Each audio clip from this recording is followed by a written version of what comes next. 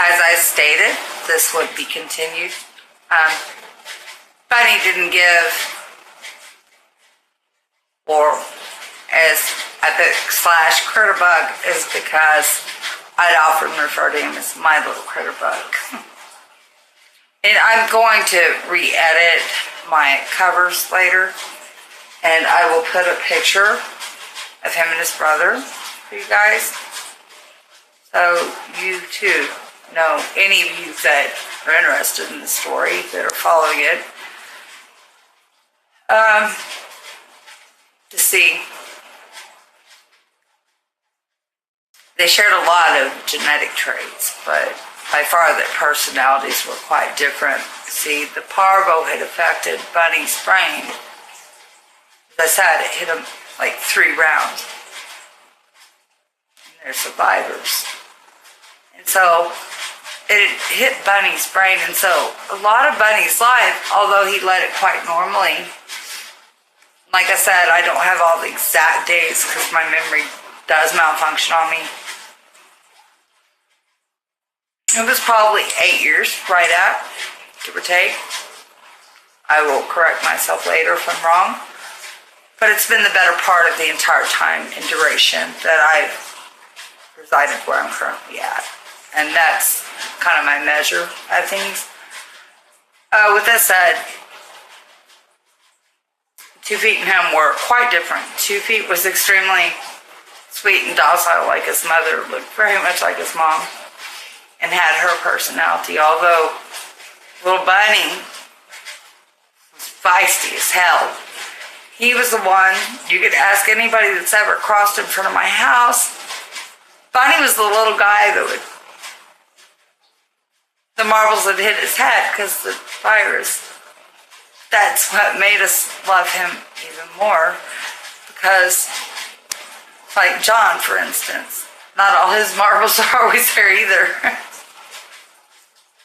So this became the perfect dog for him. You have to understand, Bunny had some screws loose.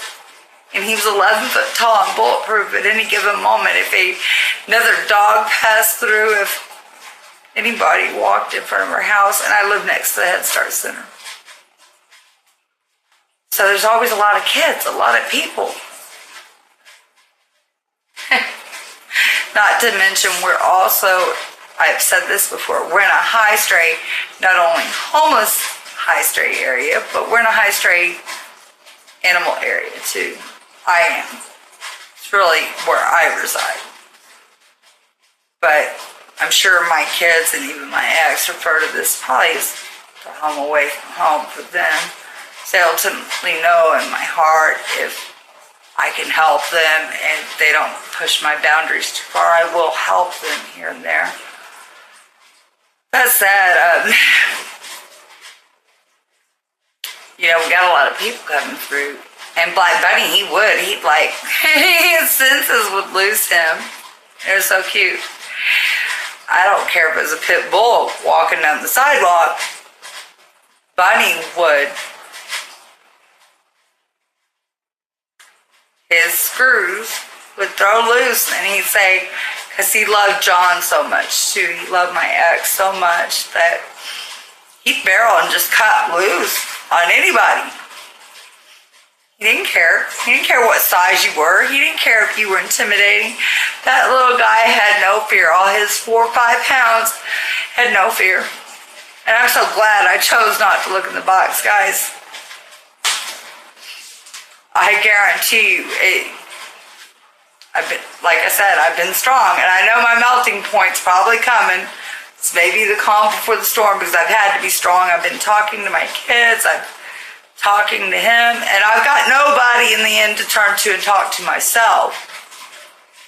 And you see, I was doing really well, considering when I had gotten up, first off, I have weird hours. I do keep odd hours. I'll be the first to admit it.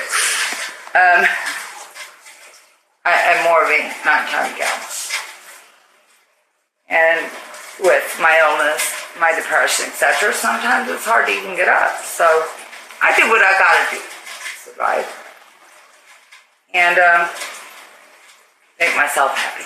Because you can't make anybody else happy unless you make you happy. It's not selfish, it's survival.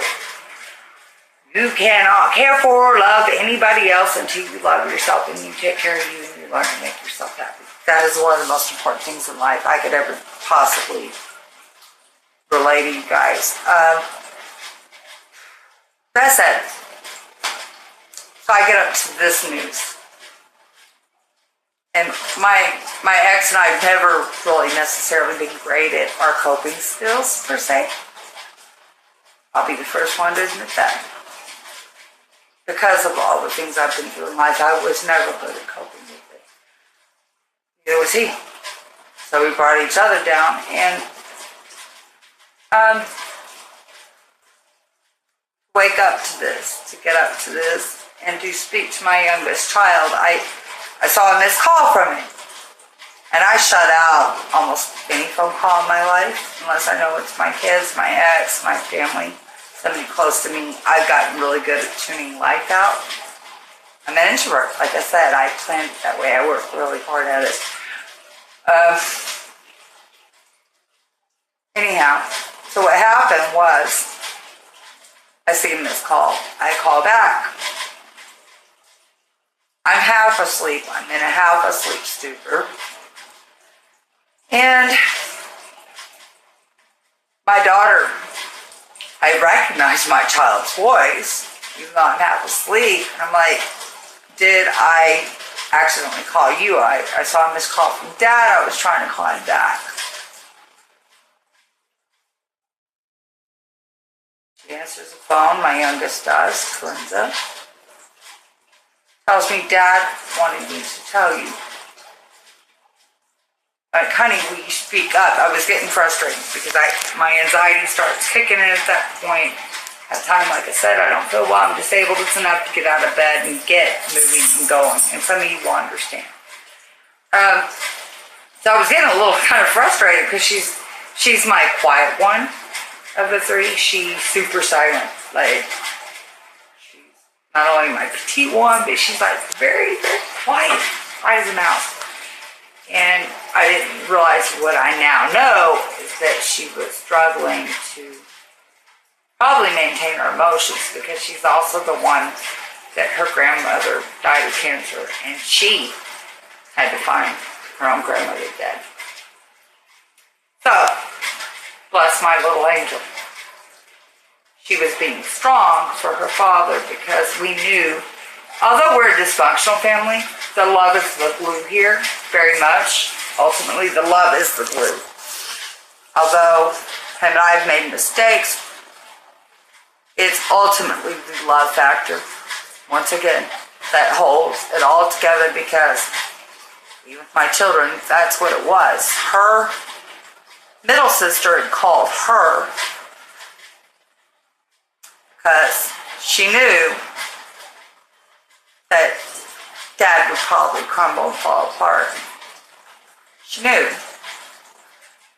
And apparently that must have been the first person he called when he walked in and saw his little baby 4 or 5 pound dog all thrown around and tore up.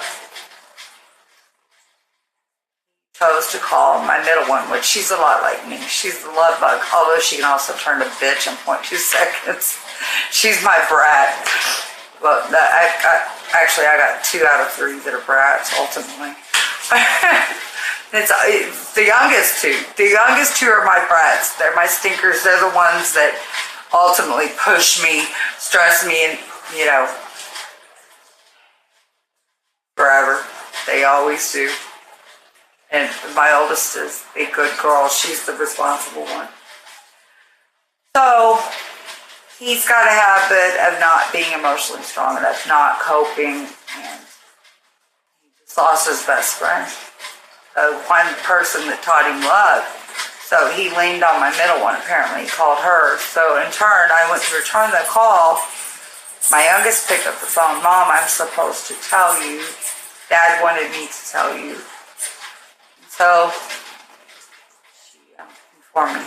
And so it is. And guess I should continue this. I'm getting cut off again. My dog